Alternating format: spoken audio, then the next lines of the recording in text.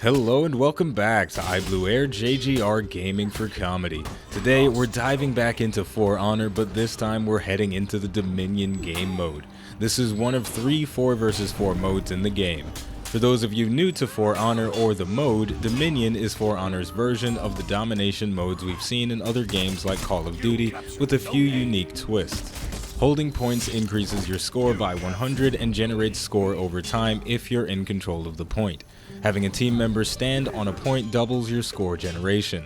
The center point on the map, usually point B, is flooded by allied and enemy soldiers. Instead of being captured by the player, that point is captured by your soldiers. But of course, a legendary warrior like yourself can assist in slaughtering the endless legions of cannon fodder. Additionally, killing soldiers increases your score by 1. The first team to reach a score of 1000 causes the other team to break, which means they can no longer respawn, and once all players are eliminated, the match is over. Last thing to note, every action you take that benefits your team earns you renown, which can be used to unlock special abilities for your character called feats.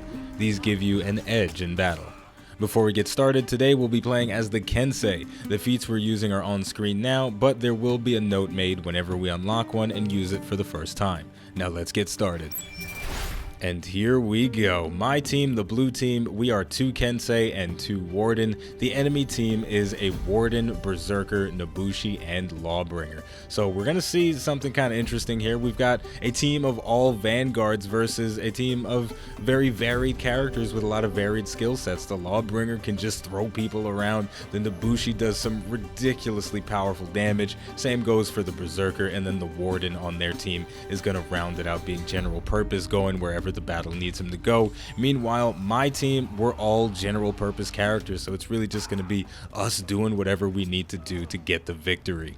So go, go, go. Let's get out there. That bearded Viking is telling us we need to go, so we are going to listen to him.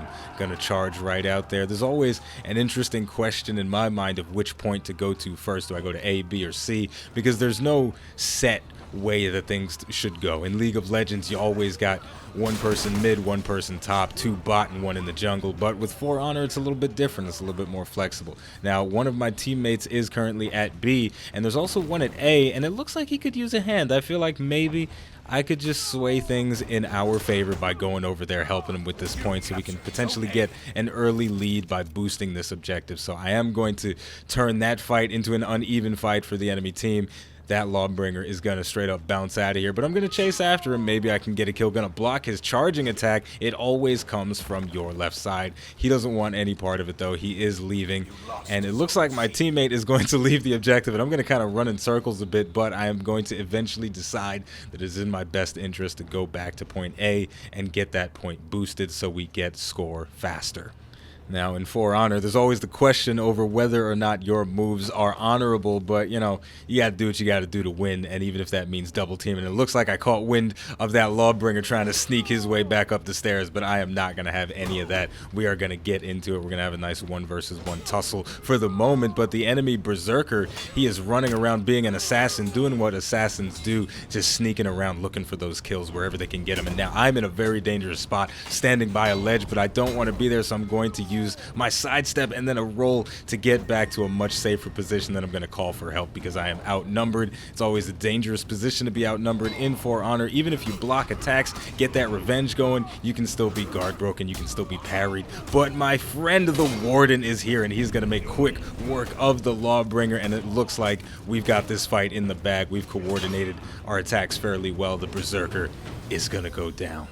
My goodness, so there's definitely a lot of back and forth that can happen in this game. It looks like the enemy Warden is going to be a little bit late to this party, so he's walked himself into a 2 versus 1 situation. He was probably coming to try and secure this point with his allies, but, you know, too little too late, so we are going to do a little bit of nice double team action. He does have his revenge going, so he's going to be able to do significantly more damage, but like I said before, you can still be parried when you are in revenge mode, and you can still fall to your death and break your damn back. He is not going to recover from that.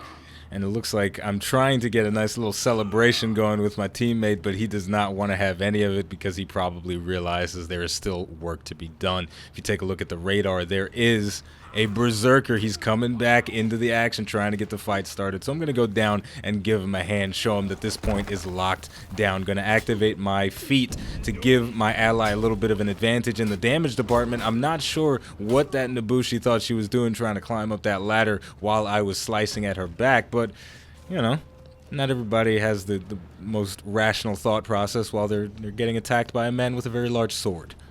I guess it's understandable. I wouldn't be in the right frame of mind either, but it looks like my teammate actually went down to the berserker, even though he had a debuff applied to himself, reducing his defense and offensive power. So now I am finding myself in a 2 versus 1 situation, but I do have my revenge available to me. Gonna activate it to get out of the guard break. The Nobushi is very bruised up. Gonna use my zone attack. It is an uninterruptible attack, so even if I get hit while I'm doing it, it's still gonna finish, and that is gonna clean up the Nobushi very easily. And now it is just a 1 versus 1 again, or better yet, it is a 2 versus 1 in my favor, but I'm not even going to need the extra help because I have my feet available to me to launch an arrow right at his face. And then I'm going to start celebrating again, but it doesn't look like there's any time to relax. Going to activate my tier 4 feat. All of my attacks are now unblockable, so I can pretty much just swing and pick up a nice, clean kill. I have had this point on lockdown with the help of my teammates for the entire match, and this is definitely giving us a pretty significant advantage, but the enemy team can still sway things in their favor. As you can see, they now have control of the center point B and C as well, so they are very capable of catching up. My unblockable feat is still active for the moment, but I believe it is going to go down. Yes, it is no longer active, so I can't just swing like a madman with a flaming sword anymore. But, you know, I think that is part of what makes the Dominion game mode so exciting, is the fact that there are so many different variables coming into play, and at the moment we have another one of those variables coming out. We're in a 1 versus 1 situation, which is something that can still happen when there's 3 other players, or 6 other players rather, fighting amongst themselves. You can still get into these intimate struggles, and it really just turns into who's the better player, who's got the better skill, and it looks like in that situation I came out on top, but you never know. He could have beaten me. It can go either way in this game mode. You know, that's either something that you love about it or something that you hate about it. There's definitely people that hate having that extra bit of variance. You know, some people don't like getting shot in the face by an arrow.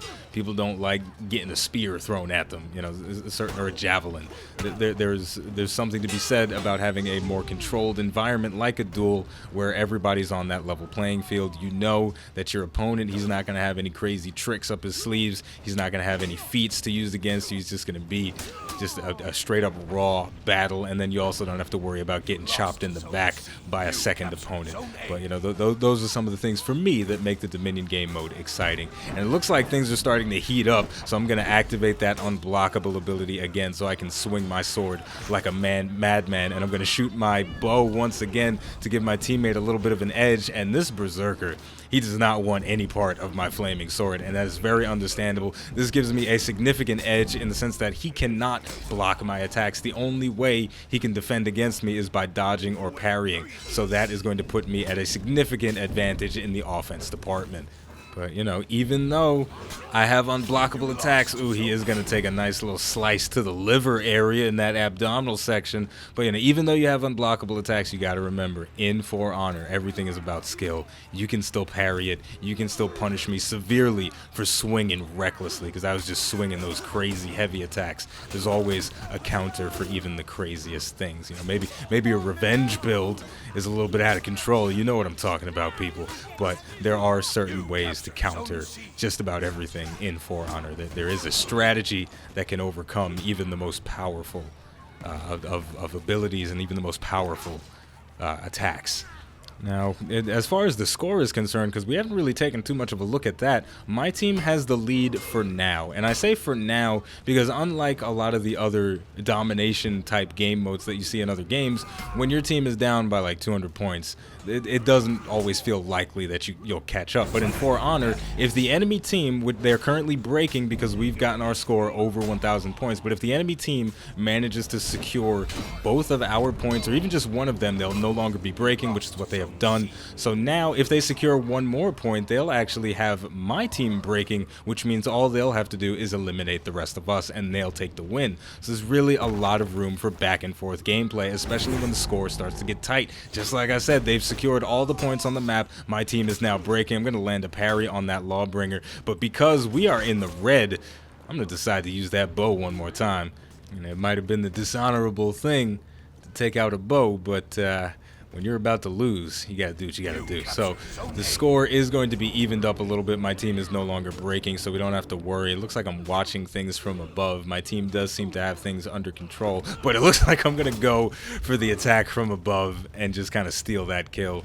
Just, you know, it is what it is.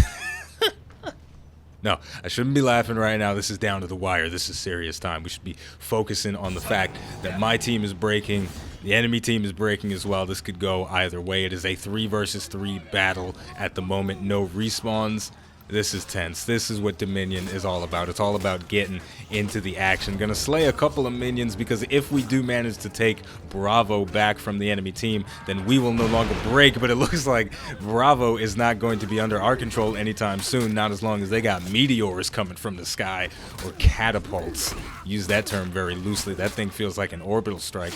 But it does look like my team is no longer breaking. We did manage to secure an objective from them, so we are going to be back in a much more favorable position than the enemy team. Now it's just a matter of eliminating the 3 remaining members of their team and controlling the objectives while we do so. And it looks like my teammate is having a little bit of a struggle at sea. He's activated his revenge. I'm going to come in. I'm going to put my debuff on him. I'm going to activate my unblockable attacks, and I'm just going to start swinging. The only way he can stop me is with a parry, so let's see if he can do it or if I'm just going to keep swinging like a maniac, doing some pretty severe damage to him. He is going to land a parry and knock both of us down. Going to try and get some big damage, but my ally is going to finish him off. 2 versus 1s are very difficult to handle in For Honor, especially when one of your opponents has unblockable attacks.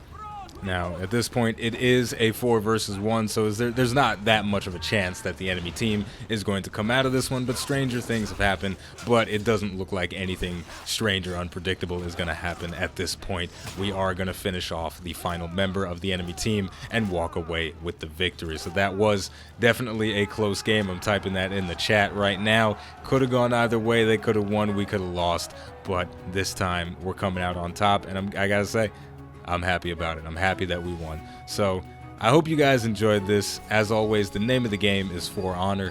The name of the channel is iBluairJgR Gaming for Comedy. Thank you for watching, and there's definitely more For Honor coming in the future. I'll see you next time.